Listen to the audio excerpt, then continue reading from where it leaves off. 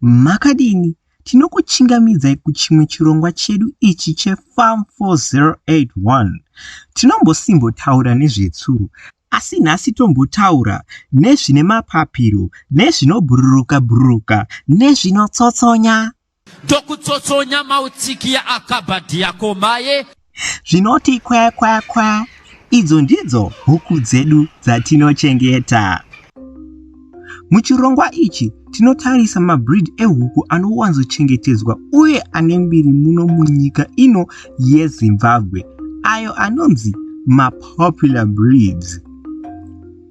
Number 10, Brahma. Brahma iyo ndiyo mutumba wehuku.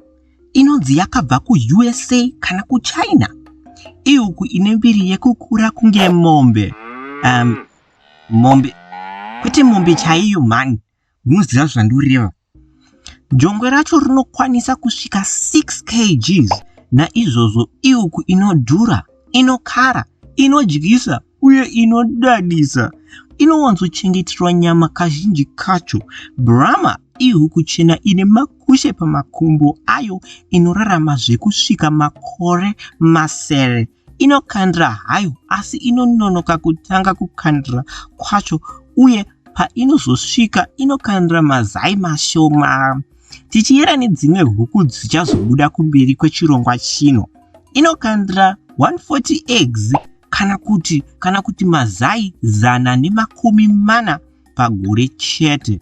Number 9, Koekoek. Sezvo iri huku yakabikwa kucollege yePotchefstroom iri muSouth Africa, inokwanisa kunzi Potchefstroom Koekoek kana kuti Poch Koekoek, kunge uri kuti kaku muFrench. Inozivikanwa nezita rekuti Joa Pepos nemhaka yekuti inokwanisa kupfuyirwa zvose zvakaita senyama kana kuti mazai.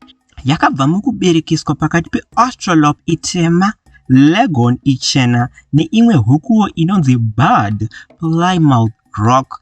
Ndokwa yakatora huvara hwayo hwakasangana husinganyatsonzwisisike so. Zvinotora mazuva 130 kuti dzitange kubereka.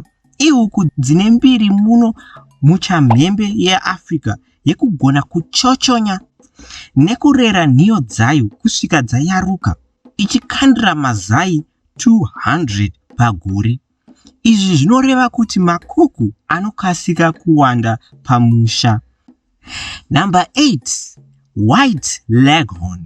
Kune Brown Leghorn nemamwe mapoka eLeghorn anosvika 12, asi ine mbiri uye inonatsozivikanwa muno muZimbabwe iWhite Leghorn.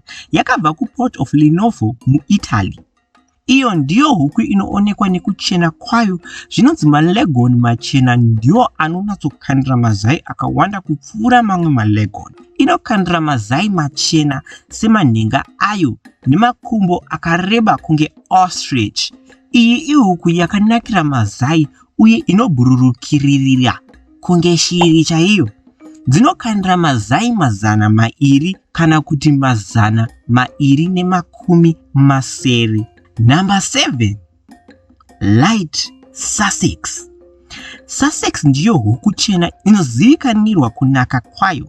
Ndiyo imwe yatinoti Joa Pepos bird, futi inowanzopfuura makilogramu 3 uye ichikupai mazai anoita 4 kana 5 pasvondo. Kune mabreeds emaSussex akawanda akaita seBrown, Buff, Light, Red, Silver neSpeckled Sussex. Asi muZimbabwe yamungawane zvinyoronyoro muno ndiyo inonzi Light Sussex. Sussex ihuku yakasimba, inogona kurarama munguva yechando kana kupisa. Iyi ihuku yakazvisimbira uye isingade zvakawanda. Tinokurudzira vanhu vari kutanga kuchengetedza huku vatange kupfuya huku iyi nekuti yakapusa kuchengetedza. Number 6, Sasso breed. Sasso inowana zita rayo kubva kukampani yenyika yeFrance inonzi Sélection Avicole de la Sate et du Sucre. Tinotaura French iwo. Kune masaso akasiyana-siyana anopfuyiwa munyika muno akaita seSasso, T-Rainbow, Sasso C431 neSasso Sussex. Asi Sasso C431 ndiyo inonyanyozivikanwa. Ihuku tsvuku ine makumbo akareba. Mugore rimwe, Sasso inokwanisa kukandira mazai 240. Sasso inopfurika nenzira dzakawanda. MaSasso anokurumidza kukura uye dzinokwanisa kuita huku yenyama dzine mwedzi 2 chete chaiyo dzikapiwa chikafu chakanaka. Number 5. Boschveld kana kuti Boschveld. Iyi huku yakatanga kurerwa nemurimi ainzi Michael Bosch kuGweru. Uyu aida kugadzira huku inomubatsira kugadzirisa dambudziko rake rezvikwekwe zvaiva zvapedza danga rake remombe. Boschveld ihuku ine maruvara akawanda-wanda, aya ari speckled muchingezi. Boschveld ihuku ine mukurumbira muZimbabwe. Rakabva mukubatanidzwa kweOvambo, Venda nematebele breed. Hainetse kuchengeta, asi inotora nguva yakati rebei kuti isvike zera renyama. Zvakanakira Boschveld ndezvekuti haibatwe nezvirwere sebroiler. Kana chando zvacho hachipinde ganda rakaoma reBosch. Boschveld inodhonzerana kukandira mazai nehighline, asi haizoiti hayo sehighline nekuti highline ihuku dzemufactory kaidzi. Zvazvinhu mazai ndokubasa kwadzo. Sezvo maBosch dzine hasha, zvinokurudzirwa kuti dzisasanganiswe nedzimwe huku dzose. MaBoschveld anodirwa nevana veZimbabwe nekuti anokurumidza kuwanda uye akachipa kuchengetedza sezvo dziri huku dzakazvisimbira pautano. Number 4. Buff Orpington. Buff Orpington ihuku yakatanga kurerwa kuOrpington, Kent, England muna 1866 nemurimi ainzi William Cook. Ndo imwe dual purpose bird ine miri wakanaka uye wakakura. Ine makushe anoita black, white, buff, blue nesplash. Inonzi heritage breed nechingezi nekuti yaivepo kusati kwava nemaindustry anorima nyama nemazai. Buff Orpington inorema zvekubva makilogramu 3 kusvika 6 kana yayaruka. Inokandira mazai 190 pagore, asi dzinokwanisa kukandira akawanda kupfuura ipapo. Ihuku dzinoyanana nevanhu nechando kupfuura kupisa. Number 3. Australorp. Iyi ihuku dema ndiyo yatinoti mudhumeni pamadual purpose chickens emuZimbabwe. Yakatanga kurerwa kunyika yeAustralia. Hewo zita racho Australorp. Iyi huku dema asi kwete haisi huku inochengetedzwa nevaroyi sezvinoita huku iyo yekuIndonesia inonzi Iron cheese, Iron semani ya. Australorp sehighline ihuku ine mbiri yekukandira mazai zvebasa chaizvo, aya anopfuura 250 kazhinji kacho. Imwe Australorp yakamboita mbiri yekukandira 364 eggs mugore rimwe so. Australorp inobereka mushure mekusvika 22 weeks ichibva muzera rekuchochonywa. Setsuro kana maBoschveld dzinokurumidza kuwanda sevhu pamusha. Dzinotanga kukandira mazai dzine mwedzi 5 chete. Dzinogona kugara mumba hadzo, asi kagara pano pakasununguka painofamba inoita minana. Sezvo dzine makushe matema, Australorp inokanganiswa neheat, saka varimi munofanira kuongorora izvozvo.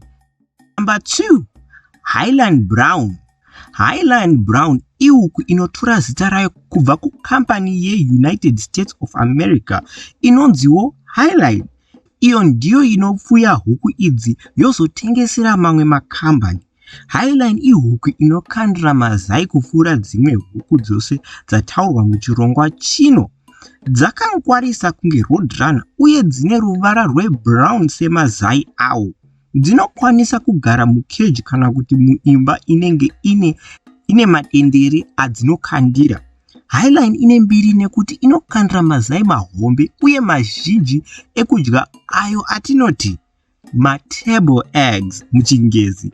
Highline inokandira mazai manomwe kana matanhatu pasvondo, zvichireva kuti inokandira zuva nezuva mushure yapiwa chikafu chakakosha chinowanzotengwa chakaita se-early lay kana kuti mid-lay mash. Ichi chinowanikwa kumashop akaita se-National Foods, Hubbard, Craster, Novatech kana kuti Ivins. Mazai akawanda anokandirwa nemalay. Senge anenge achipiwa chikafu chekutenga ichi, anenge ari mazai asingaite nhiyo. Saka kuwanda kwadzo kunokwanisa kuti netsei, musingabuditse mari. Saka izvi ndizvo zviziviso zvakakosha zveHighline. Number 1. Broiler. Huku yatinofunga kuti inofuyiwa muZimbabwe kupfuura dzimwe dzose ibroiler. Broiler ihuku yamunoziva nekuti ndicho chipuka chinokwanzoshandiswa nanambuya vasina mukanwa kutuka vazukuru vane husimbe. Asi kuinyanyira uku, sezvo broiler ihuku inogonawo zvimwe zvinhu, inogona kudya, kurara, kugara nekukura. Mabroiler ihuku hombe inowanzorerwa nyama chete chete. Broiler rinodirwa nevanhu nekuti rinotora nguva pfupi kuti idyike nyama nekutengeseka. Masvondo 5 chete chete munenge makutorova gochi kunge japraiser mufunge. Asi kune varimi vai vasina ruzivo rwakakomba nezvekupfuya broiler, vanenge vachida kubata mari chete. Tinoti kwavari, dzikamisai hana dzenyu, bhora garitambire pasi, hongu munokwanisa kuita mari chimbi mukaita rakisa Oliver Mutukudzi. Asi broiler haisi huku iri nyore kuchengetedza, sezvo ine chikafu chinodhura. Ihuku yakapusa, ine hutano hunotakurwa kunge bepa nemhepo. Zvino nekudaro, ihuku inofanira kuchengetwa nemurimi ane ruzivo rwakakomba nezvehuku iyi. Broiler dzinowanzotengwa dziri dziduku sema-day-old chicks, hadziberekani sedzimwe huku dzechibhoyi dzatataura pano. Dzinotengwa sema-day-old chicks kumashops akaita se-National Foods, Novatech kana Ivins nemamwewo. Saka ndidzo huku dzinowanzochengetwa muno muZimbabwe. Tinovimba kuti madzidza zvakawanda nhasi. Uye kana muri murimi mutsva akuda kutanga kupfuya huku, mawanawo pekutangira nhasi. Isu Farm 4081 iboka ritsva rinodzidzisa zvekurima panhande mutande. Tine magrupu edu ehuku amungade kupindawo anonzi Huku 4081 ari paWhatsApp. Magrupu amunosangana nekutaura nevamwe varimi vakaita semi vari kupfuya huku kana muchida. Kana mafarira chirongwa chino uye mukada kuzodzidza zvimwe zvakadai zvekurima, titsigirei nekubaya subscribe button kuti musazorasikirwa nemusvo wekupfuya wekurima uyu. Zvekare, tinotengesa ma-steel products akaita sema-ash stove anoshandisa marasha kubika kana kuti makeji ekupfuya zvipfuyo zvakaita sehuku, tsuro, madhadha kana mateki.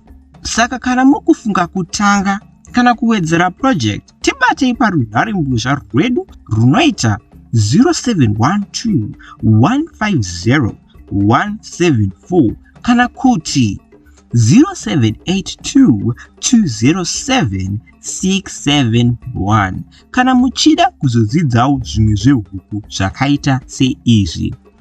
Tinotenda nechirongwa chamaona nhasi cheFarm 4081. Kusvikira patichazosangana futi, sarai zvakanaka, hama dzangu.